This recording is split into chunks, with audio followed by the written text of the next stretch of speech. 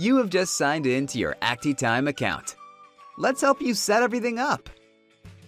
First, let's take a look at the Turn Features On and Off menu. This menu allows you to easily disable any extra features that you don't need. You can turn them back on at any time. Let's move on to General Settings menu. Here, you can rename your actiTIME structure levels and user groups.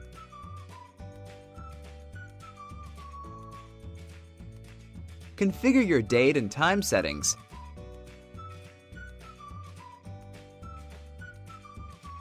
Set up a company-wide work schedule and default workday duration.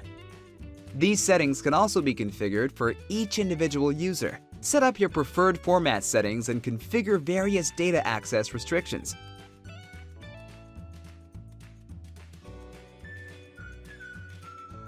For more information on how to configure your actiTIME, please check out our user guide or contact us.